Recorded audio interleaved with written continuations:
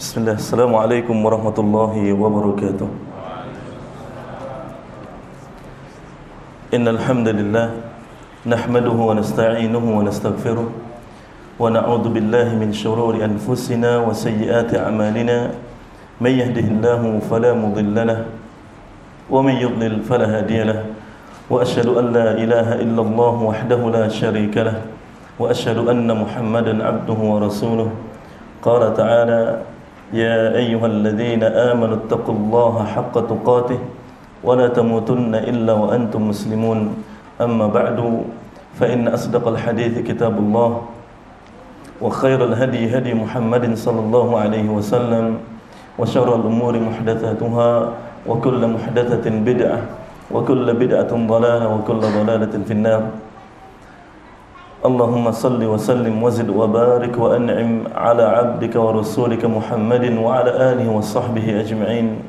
Allahumma anfa'na bima 'allamtana wa 'allimna ma yanfa'una wa zidna ilma. Puji dan syukur kepada Allah Subhanahu wa taala atas limpahan nikmat, karunia, pertolongan dan taufiknya kepada kita semua sehingga pada malam hari ini kita dapat berkumpul di masjid ini dalam rangka melaksanakan perintah agama yang sangat agung, yaitu perintah yang pertama, perintah salat fardu secara berjamaah. Kemudian yang kedua adalah perintah untuk mempelajari ilmu syar'i. Salawat dan salam semoga senantiasa tercurahkan kepada Nabi dan Rasul kita yang kita cintai, Nabi Muhammad sallallahu alaihi wasallam. Kita memohon kepada Allah Subhanahu wa taala semoga ilmu yang telah kita pelajari dijadikan oleh Allah Subhanahu wa taala ilmu nafi', ilmu yang bermanfaat. Semoga Allah Subhanahu wa taala memudahkan kita untuk terus menambah ilmu yang bermanfaat dan mengamalkannya.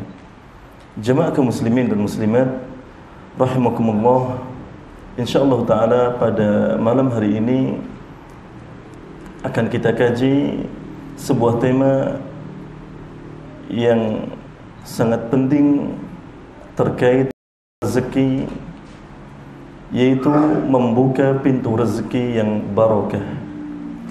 Membuka pintu rezeki yang barokah. Tema kita malam ini adalah membuka pintu rezeki yang barokah.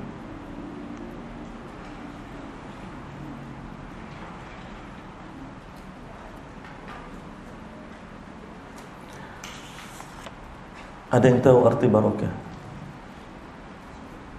Ada yang tahu?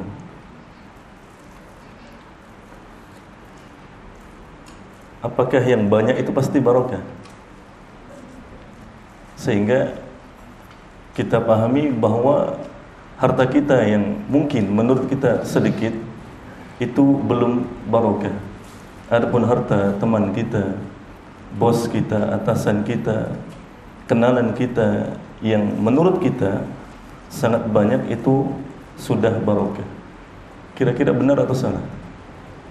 Pemahaman ini benar atau salah? Barokah itu terkait sedikit dan banyak. Sedikit tidak barokah, banyak pasti barokah.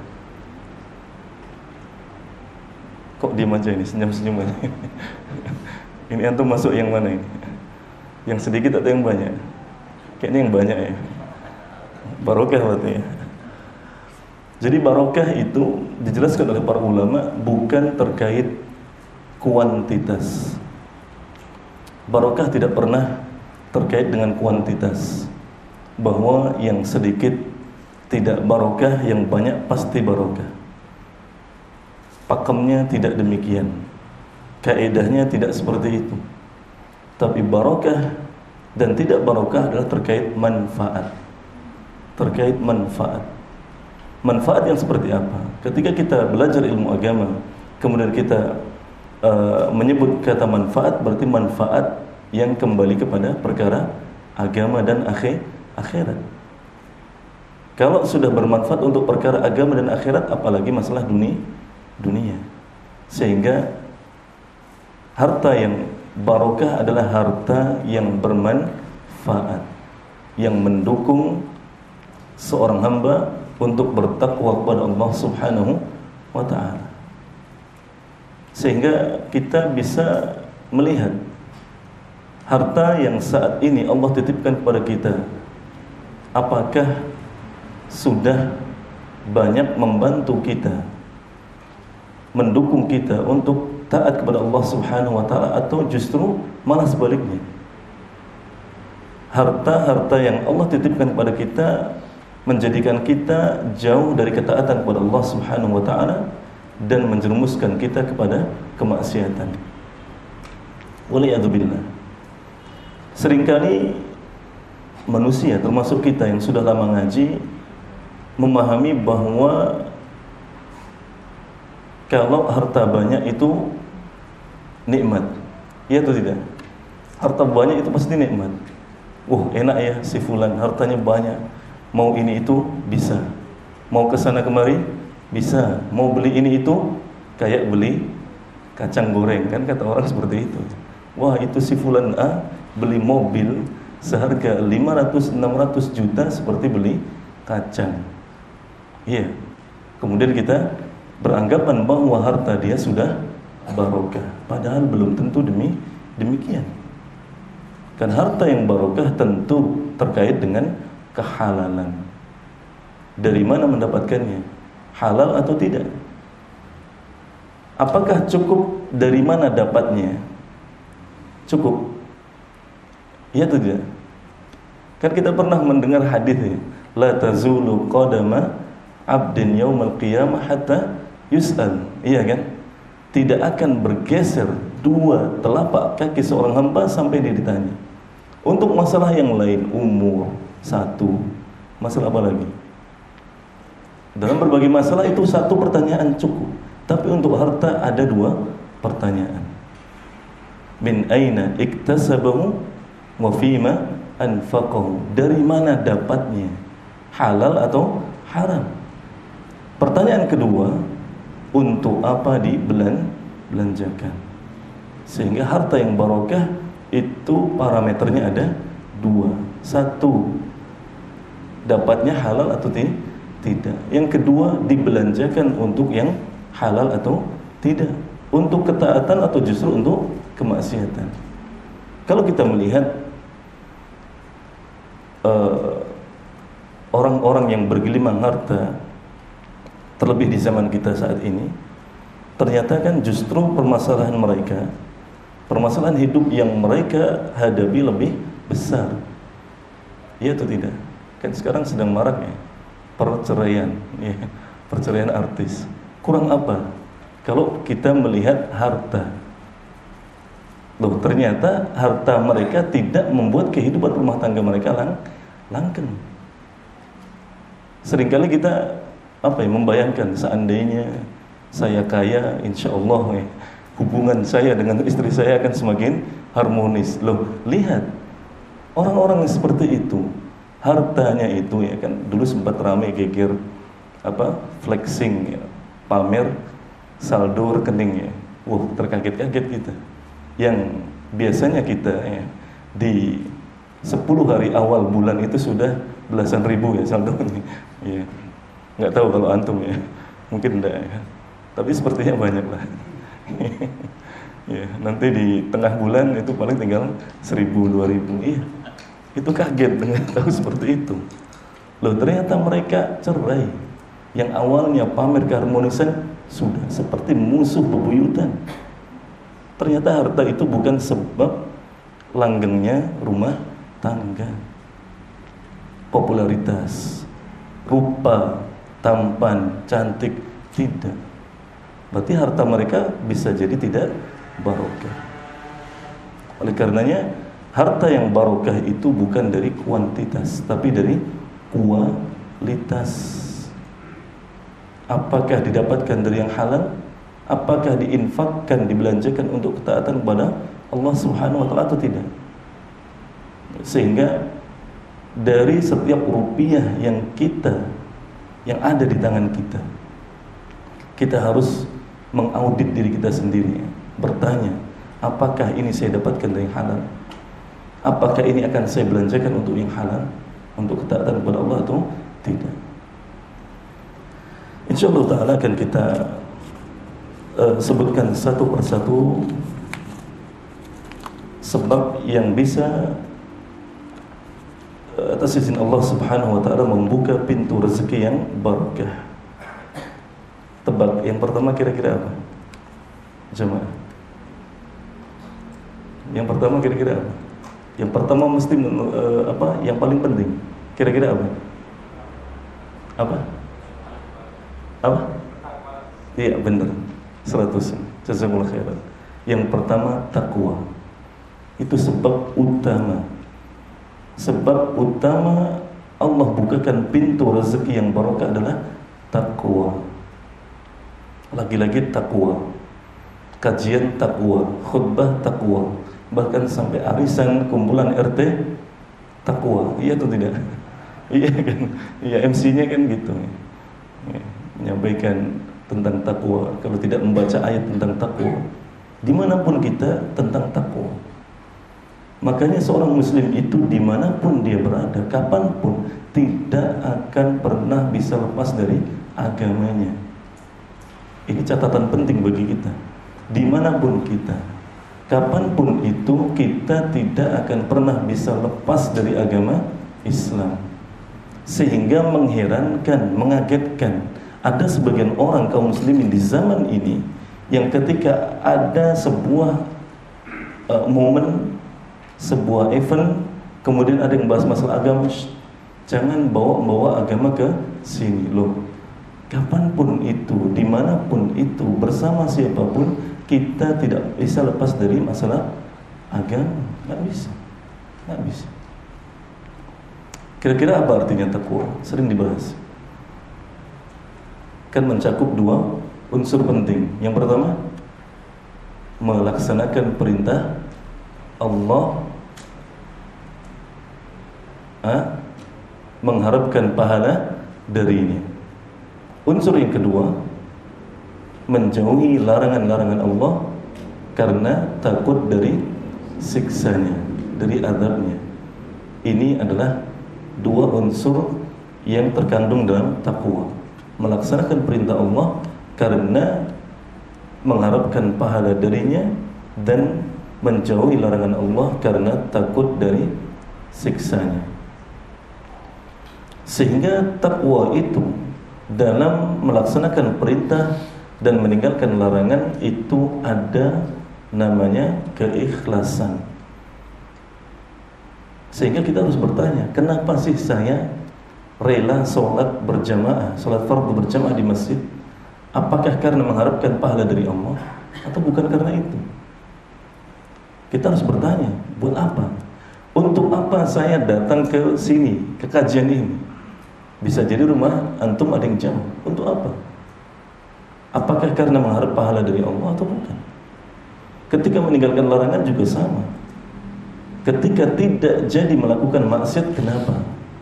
Apakah karena ingat akan kebesaran Allah atau ternyata ada yang mergokin? Wah nggak jadi.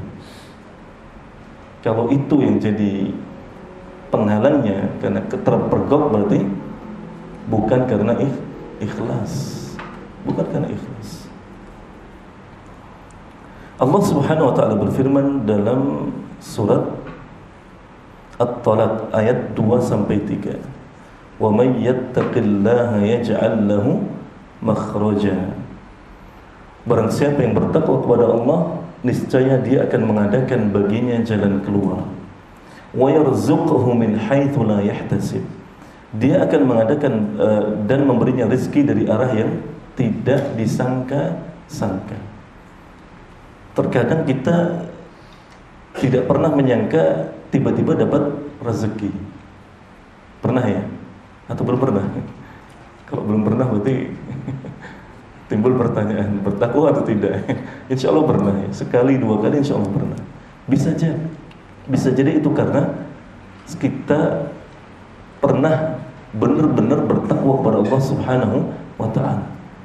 Bisa jadi kita pernah benar-benar melaksanakan perintah itu karena benar-benar ikhlas, meninggalkan larangan karena benar-benar takut kepada Allah. Kan kalau selalu kan kayaknya enggak ya. Kalau selalu ya, kayaknya enggak. Kalau selalu kita melaksanakan perintah karena pahala dari Allah? Sepertinya enggak. Kalau kita meninggalkan maksiat karena takut kepada Allah, kayaknya juga enggak. Selalu itu enggak. Pasti di sana ada perang batin. Pernah nggak sih? Sholat tapi kita perang batin. Saya rasa pernah.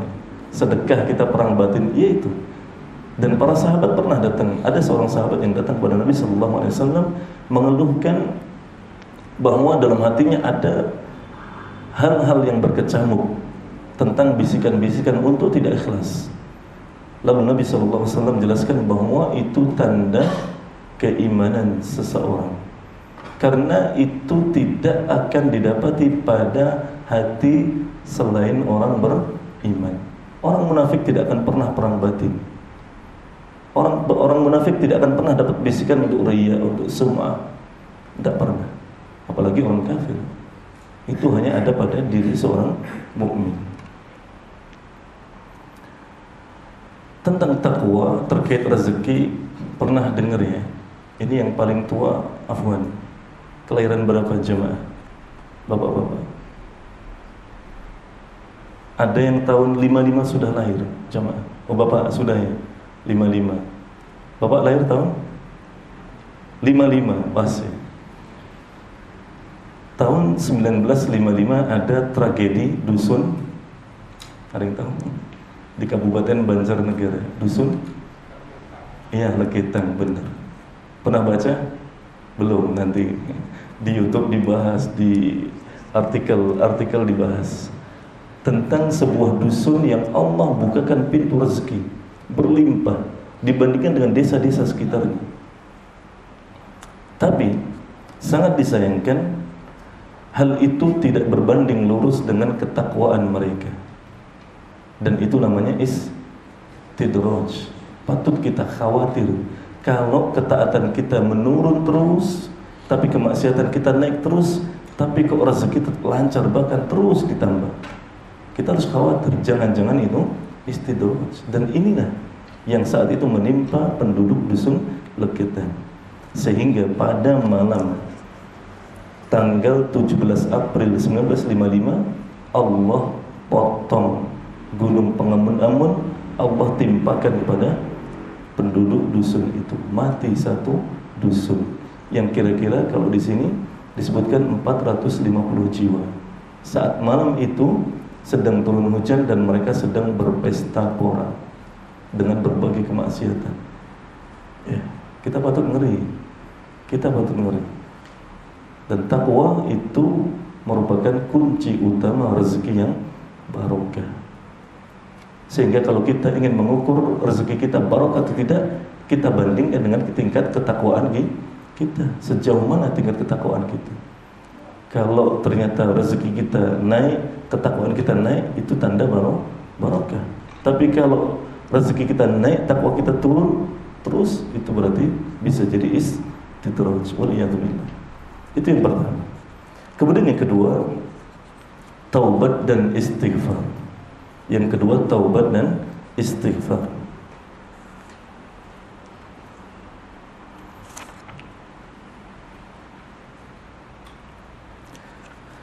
Rasulullah sallallahu alaihi wasallam bersabda, "Man aktsara al-istighfar, ja'ala Allahu lahu min kulli ghammin faraja wa min kulli dhiqin makhraja wa razaqahu min haitsu la yahtasib."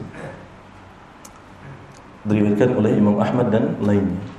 Barang siapa yang memperbanyak istighfar, niscaya Allah menjadikan untuk setiap kesedihan jalan keluar, menjadikan untuk setiap kesempitan kelapangan, dan Allah akan memberikan rezeki yang halal dari arah yang tidak disangka-sangka. Bisa kita merujuk ke surat Hud ayat 3. Allah berfirman, "Wa anistaghfiru rabbakum thumma tubu ilaihi yumatti'kum mata'an hasana ila ajalin musamma wa yu'ti kulli dhi fadlin fadlah wa in tawallaw fa inni akhafu 'alaikum 'adzab yaumin kabir." Dan hendaklah kamu minta ampun kepada Rabbmu dan bertaubat kepadanya.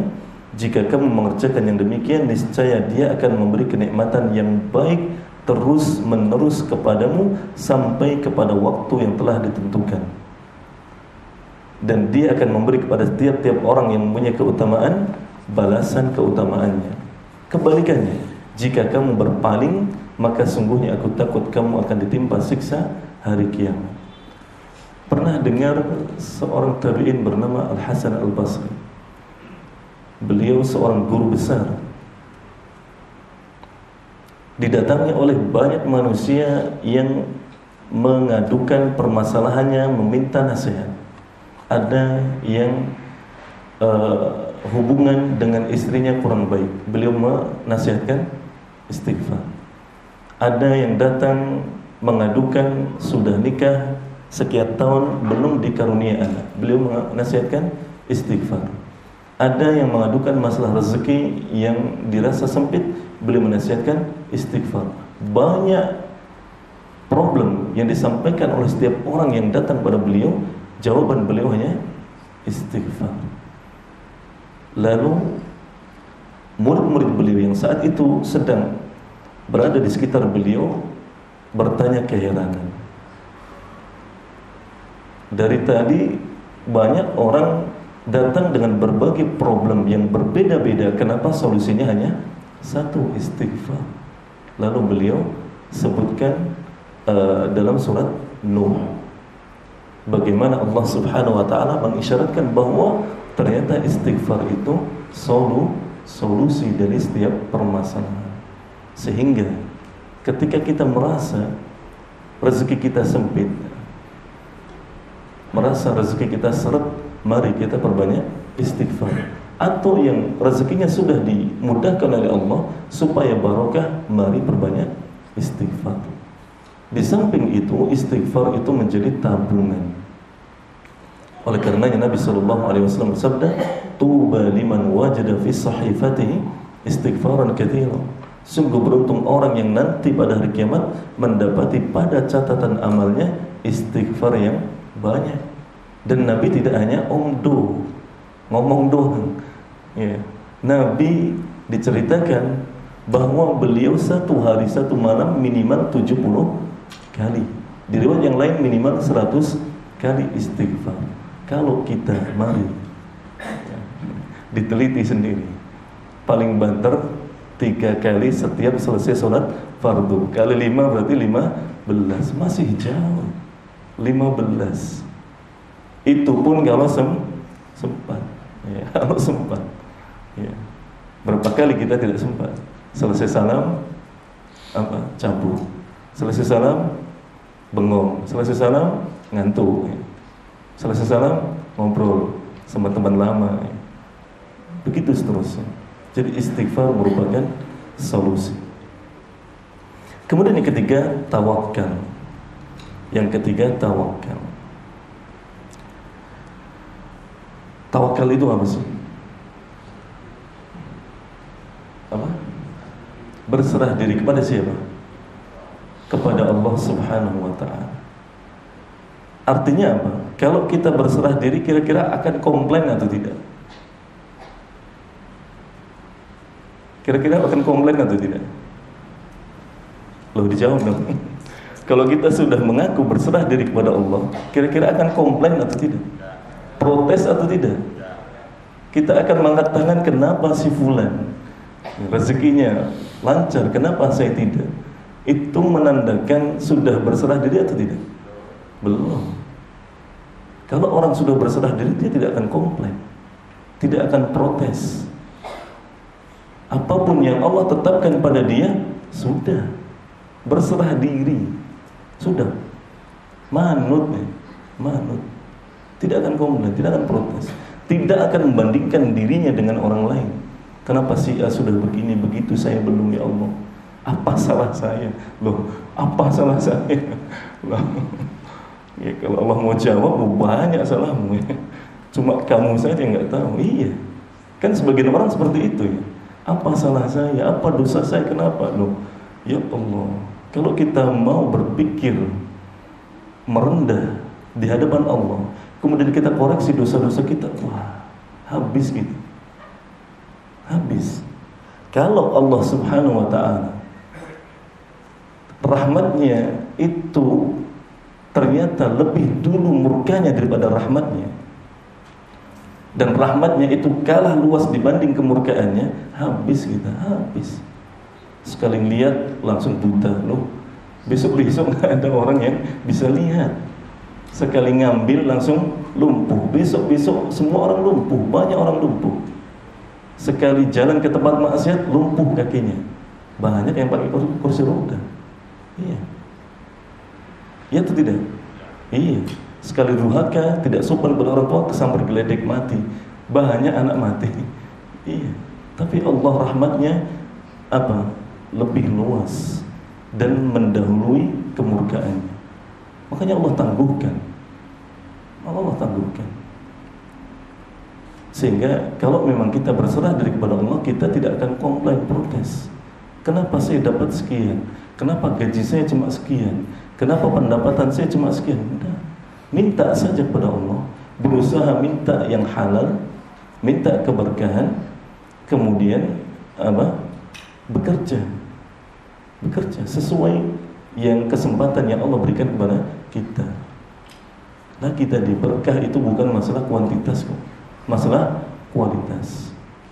Seringkali kita melihat sebuah video tentang orang-orang yang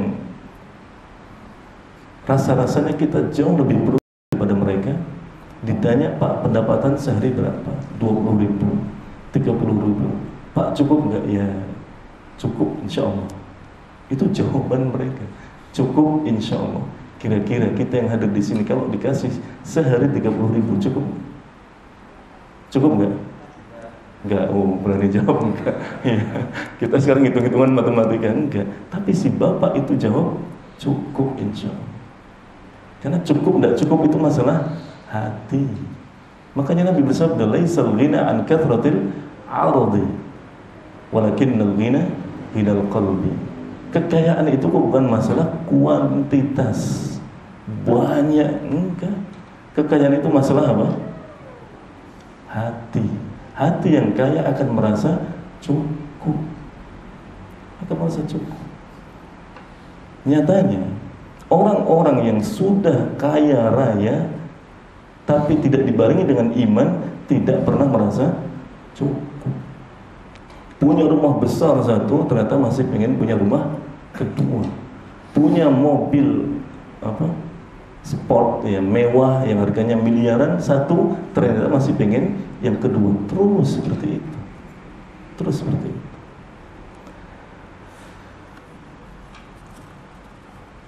Ada kemungkinan orang-orang yang tadi merasa cukup itu mereka benar-benar bertawakal, berserah diri kepada Allah Subhanahu wa taala, dan mereka benar-benar memahami sabda Nabi sallallahu alaihi wasallam, "Law annakum kuntum tawakkaluna 'ala Allah haqqa tawakkuli la ruziqtum kama turzaqu at-tayru taghdu khimasan wa taruhu bitanan." Diriwayatkan oleh At-Tirmidzi. Sungguh seandainya kalian bertawakal kepada Allah dengan sebenar-benarnya tawakal, dengan sebenar-benarnya tawakal, bukan hanya hafal hadisnya, pernah dengar kajiannya, kemudian berani bilang saya sudah tawakal kok, tapi prakteknya enggak.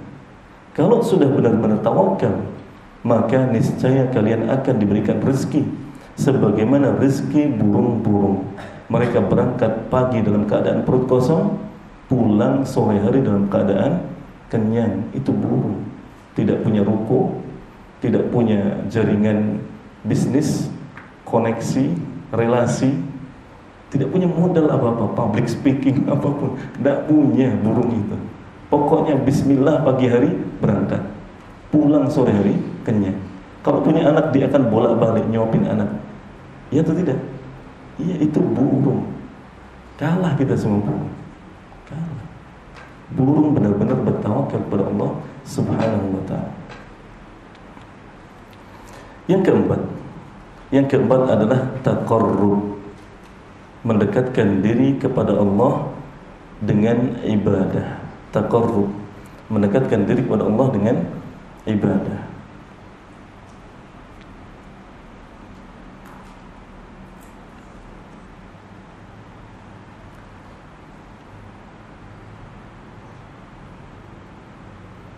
Tapi jadi catatan penting bagi kita, jangan sampai ibadah yang kita lakukan kita orientasikan untuk dunia. Saya sholat biar rezeki saya lancar, saya puasa biar rezeki saya lancar, saya zakat biar rezeki saya lancar. Itu keliru. Karena dunia ini disebutkan dalam suatu hadis itu ibarat ketika kita celupkan satu ujung jari kita ke lautan, maka yang ikut nempel itu adalah ukuran seluruh kenikmatan dunia. Sedangkan sisanya lautan seluas itu kenikmatan akhirat. Masa sih kita orang yang bertawakal lebih mengedepankan dunia yang sedikit. Dunia itu sedikit, tapi seringkali kita silau. Ya atau tidak? Silau. Dunia itu sedikit, sudah sedikit ternyata titipan. Iya, titipan. Kalau kita paham konsep ini ya, bahwa dunia itu sedikit, semua yang kita miliki di dunia titipan, kita tidak akan pernah sombong. Benar. Tidak akan pernah sombong kepada siapapun, tidak akan pernah. Sampai kepada orang yang mungkin, ya, mohon maaf, tukang parkir, tukang sapu jalanan, tukang beca, dan yang lain-lain, kita tidak akan pernah sombong. Kita akan tetap menghormati, menghargai mereka dengan profesi mereka yang bermacam-macam. Ya. Karena ternyata diri kita saja titipan, harta kita titipan, anak, istri, keluarga kita titipan, apapun itu titipan. Kalau Allah mau ambil, hanya sedetik atau kurang dari itu lenyap. Sehingga yang patut menjadi tujuan kita ketika kita memiliki rezeki adalah untuk taqarrub, mendekatkan diri kepada Allah Subhanahu wa ta'ala. Tapi nanti akan terbentur dengan sifat apa?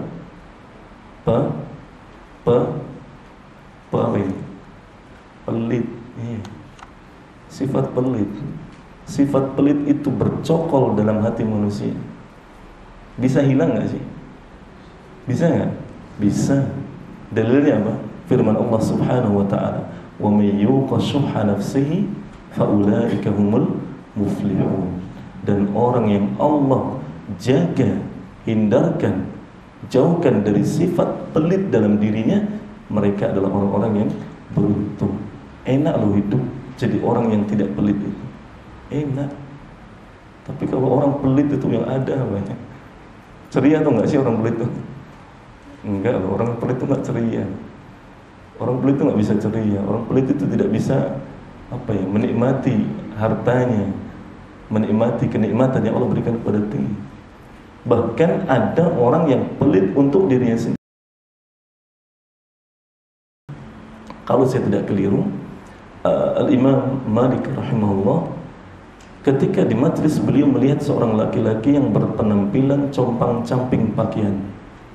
Ketika selesai majlis, beliau kemudian meminta supaya laki-laki itu dipanggilkan untuk mendekat kepada beliau. Ketika sudah dekat laki-laki itu, beliau mengajak ngobrol laki-laki tadi secara empat mata. Namamu siapa? Dari mana? Sampai akhirnya tiba pada pertanyaan, apakah kamu butuh bantuan harta? Kata si laki-laki tadi, oh jangan salah, saya ini orang paling kaya di kabilah suku saya. Lalu Imam Malik marah. Lalu mana bukti dari nikmat-nikmat yang Allah sudah berikan kepada kamu? Loh, ini zuhud. Ini zuhud, Syekh. Ini zuhud ya Imam. Salah. Zuhud itu bukan seperti itu. Zuhud itu tampil apa adanya. Kalau kita mampunya beli yang 50.000, ya kita beli 50, itu namanya zuhud. Tapi kalau kita paksakan, itu namanya memaksakan diri. Ya. Nah, ada teman kita yang mampu beli kaos 500.000, ya urusan dia. Itu harta-harta dia, dapatkan dari halal, dibelanjakan dengan halal. Jangan terus kita, wah kamu ini, jangan. Itu zuhud bagi dia, karena memang dia mampu untuk itu, dan itu sederhana. Dia itu sudah milih yang sederhana bagi dia. Dia tidak beli yang 2 juta, dia beli yang 500.000. Beda memang seperti itu. Beda. Tapi lagi-lagi jangan silau dengan dunia. Azan dulu. Ya, azan dulu saja. Bismillah, kita lanjutkan lagi. Kemudian yang kelima adalah hijrah fi sabilillah. Sebab yang kelima adalah hijrah fi sabilillah. Di antara dalil yang menunjukkan hal ini adalah firman Allah Subhanahu wa taala dalam surat An-Nisa ayat yang ke-100. Allah berfirman, "Wa may yuhajir fi sabilillah yajid fil ardi muragaman katsiran was'a." وَمَنْ يَخْرُجْ مِنْ بَيْتِهِ مُهَاجِرًا إِلَى اللَّهِ وَرَسُولِهِ ثُمَّ يُدْرِكْهُ الْمَوْتُ فَقَدْ وَقَعَ أَجْرُهُ عَلَى اللَّهِ وَكَانَ اللَّهُ غَفُورًا رَحِيمًا. Barang siapa yang berhijrah jalan Allah, niscaya akan mendapati di muka bumi ini tempat hijrah yang luas dan rezeki yang banyak. Barang siapa yang keluar dari rumahnya dengan maksud berhijrah kepada Allah dan Rasulnya, kemudian kematian menimpanya, maka sungguh telah tetap pahalanya di sisi Allah, dan Allah Maha Pengampun lagi Maha Penyayang. Dan hijrah tidak selalu tentang dari satu tempat ke tempat yang lain, dari satu tempat yang buruk kepada tempat yang baik. Namun hijrah juga dari keadaan, dari sikap, dari akhlak, dari yang buruk kemudian kepada yang baik. Namun hijrah ini di beberapa tahun terakhir ini disalah artikan, yang secara ringkasnya sebagian kaum muslimin menganggap hijrah itu hanya berubah penampilan, sehingga kalau sudah pakai jubah, pakai koko, pakai peci, hijrah. Padahal pekerjaannya masih sama seperti dulu, perkumpulannya masih sama seperti dulu, kegiatan-kegiatannya masih sama seperti dulu. Tentu ini keliru dalam memahami makna hijrah. Hijrah itu berubah total 100% dari yang baik kepada dari yang buruk kepada yang baik. Bukan hanya berubah penampilannya, namun kerjanya masih di pekerjaan yang haram. Perkumpulannya masih dengan teman-teman yang dulu yang mengajak kepada kemaksiatan. Kegiatan-kegiatannya masih sama seperti dulu sebelum hijrah. Maka ini adalah satu pemahaman yang keliru. Kemudian yang ke-6, gemar berinfak atau bersedekah. Yang ke-6, gemar berinfak atau bersedekah. Tentu infak dan sedekah yang diridhoi oleh Allah Subhanahu wa taala. Karena sebagian orang menganggap setiap harta yang dia berikan kepada orang, yang dia donasikan kepada apapun itu dianggap infak, dianggap sedekah, tanpa memandang apakah itu diridhoi oleh Allah atau dimurkai. Sehingga kita harus memilah-milah. Sehingga ketika kita belanja di minimarket, kemudian ada kembalian sekian ratus, kemudian kita ditawari untuk donasi, Pak, kita punya hak untuk bertanya, donasi apa? Karena dulu saya pernah dengar sebagian itu dipakai untuk donasi pembangunan tempat ibadah orang-orang kafir. Kalau benar demikian, berarti kita mendukung itu, mendukung kesyirikan, mendukung kekufuran, waliyadzubillah. Makanya kita ada hak. Donasi apa? Ketika dijawab untuk donasi, misalnya membantu anak yatim, donasi untuk panti asuhan, panti jompo, atau yang lain, maka insya Allah itu tidak menjadi masalah. Tapi seringkali kita malu, ya Allah cuma sekian ratus, masa ditanyakan untuk apa? Ingat, sekian ratus pun Allah akan tanya. Setiap rupiah akan Allah tanya. Makanya jadi yang terakhir kali masuk surga orang kaya atau miskin? Orang kaya atau miskin? Orang kaya. Kenapa orang kaya belakangan masuk surga? Hisabnya lama. Kalau begitu kita mau jadi orang kaya atau miskin aja? kaya loh. Wah, dijawab kaya, mau masuk surga belakangan. Tidak apa-apa Ustaz. Tidak apa-apa, yang penting masuk surga. Ya begitulah. Makanya tidak mesti kaya itu nikmat, tidak mesti. Tidak mesti. Di dunia banyak dihasad sama orang, ya. Banyak diprasangka sama orang. Jangan-jangan itu pesugihan itu. Tidak pernah kelihatan kemana-mana kok kaya. Padahal ngajar online, ya. Padahal jadi konten kreator Islami online, ya. Desainer Islami online, jual beli yang halal online, ya. Tapi tetangganya mengira dia pesugihan karena tidak pernah kelihatan berangkat pagi pulang sore. Kok kaya? Kalau kaya, kalau miskin ya dibiarkan saja. Tapi ingat, ketika kita bersedekah, berinfak, jangan sampai tujuan kita tadi supaya dilipat gandakan. Karena kalau tujuan kita itu, kita akan sering kecewa. Karena Allah seringkali menyimpan pahala itu nanti untuk di akhirat. Iya. Karena memang balasan bagi sedekah dan infaknya orang mukmin itu Allah simpan di akhirat. Kebanyakan orang kafir banyak nggak sih yang sedekah, yang infak? Banyak. Ada balasannya nggak sih buat mereka? Ada. Balasannya apa? Dilipat gandakan, dimudahkan urusan rezekinya. Makanya ketika orang kafir gemar bersedekah, berinfak dengan cara mereka, itu benar-benar berlipat ganda hartanya, ya, dibandingkan kita. Makanya jangan tergiur dengan program sedekah yang akan dilipat gandakan 10 kali lipat oleh Allah. Tidak mau berarti nggak percaya pada janji Allah. Terus kemudian kita tergiur, ya, kemudian kita tinggalkan motor seharga 10 juta demi mendapatkan motor seharga atau uang seharga 100 juta atau mobil. Tergiur, BPKB, STNK semuanya tinggalkan. Kemudian ditunggu seminggu, 2 minggu, sebulan, 2 bulan, kok tidak ada. Akhirnya kita berprasangka buruk kepada Allah. Ini keliru. Tentu harus akhirat. Adapun tentang dunia Allah mudahkan itu bonus.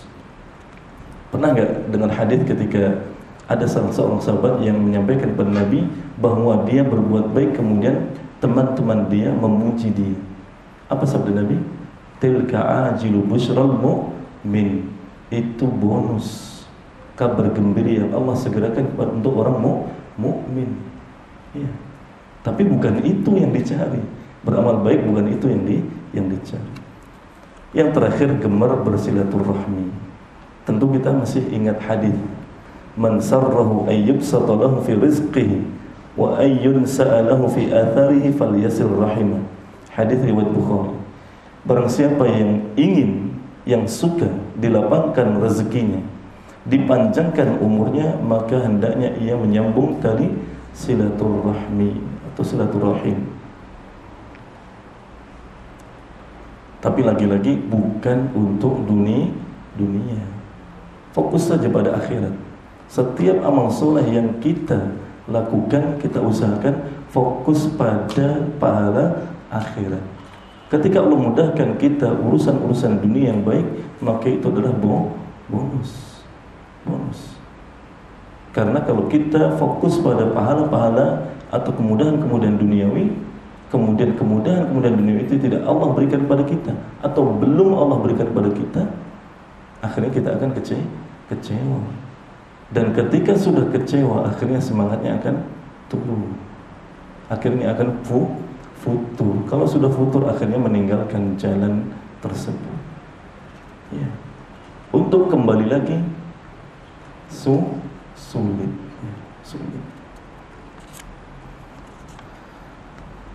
Saya rasa cukup sekian yang kita pelajari pada malam hari ini. Sebagai poin penting bahwa